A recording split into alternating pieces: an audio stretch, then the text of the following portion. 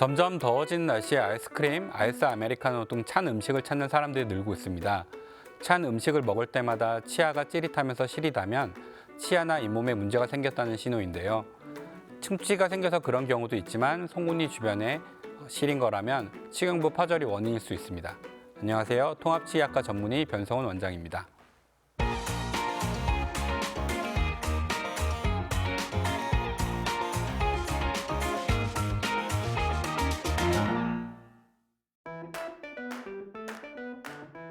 치아와 잇몸의 경계부를 치아의 목 부분이라고 해서 치경부라고 하는데요.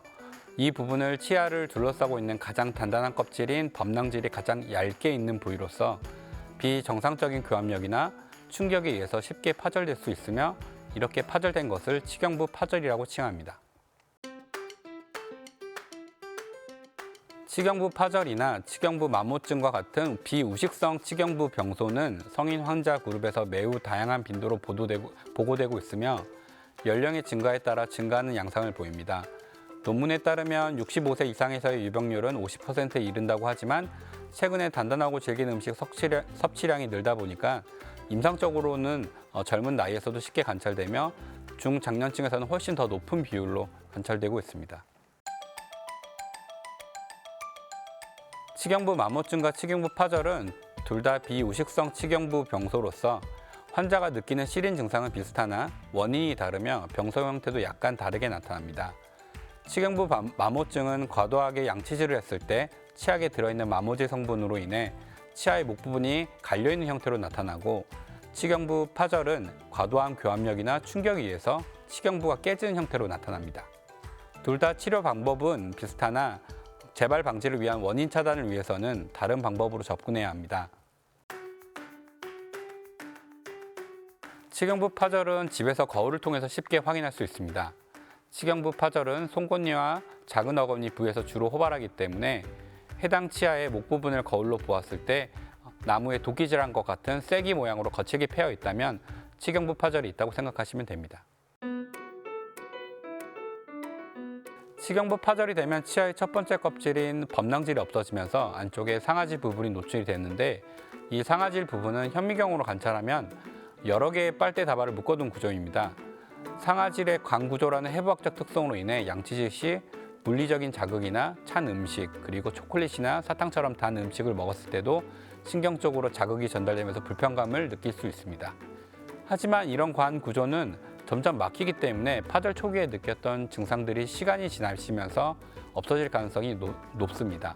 그래서 오히려 파절된 양이 많으셔도 무증상이신 경우가 많습니다. 치경부 파절이 일어나면 초기에는 시린 증상이 있을 수 있지만 시간이 좀 지나면 무증상이 될 가능성이 높습니다. 무증상일 때는 심하게 파절된 경우가 아니라면 치료를 안 하셔도 됩니다. 하지만 파절이 심하게 된 경우 파절된 부위로 음식물이 저류되어 충치가 생기기 쉽고 부위 특성상 신경 부분이랑 근접하여 충치가 발생되면 신경치료 가능성이 높아집니다. 그렇기 때문에 치경부 파절이 있으신 경우는 정기적으로 치과에 내원하셔서 체크받으시고 필요하면 공간을 채워주는 치료를 받는 것을 추천드립니다.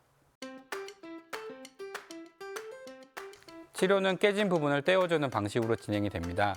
떼우는 재료는 레진과 지아이가 있는데 레진은 지아이보다는 치아 색깔에 가까워 심미적이나 비보험 재료로 지아이보다는 수가가 높다는 단점이 있습니다. 하지만 단순히 떼우는 것은 탈락의 가능성이 있기 때문에 치경부 파절이 심하게 된 경우가 아니라면 무조건 떼우는 것을 추천드리지 않습니다.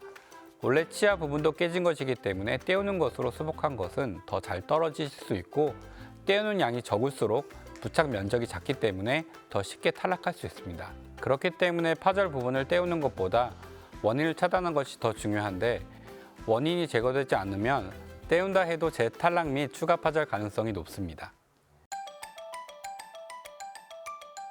무엇보다 과도한 교합력이 작용하지 않도록 막는 것이 중요합니다. 단단하고 질긴 음식을 피하시고 수면 중에 이갈이나 이 악물기 습관이 있으시면 수면 장치를 착용하고 주무시는 것을 추천드립니다. 특히 치아 한두 개가 아니라 앞니를 포함해서 어금니까지 다발성으로 치경부 파절이 있으신 분들은 식이습관 조절 및 수면 장치 착용이 필수라고 생각하시면 됩니다.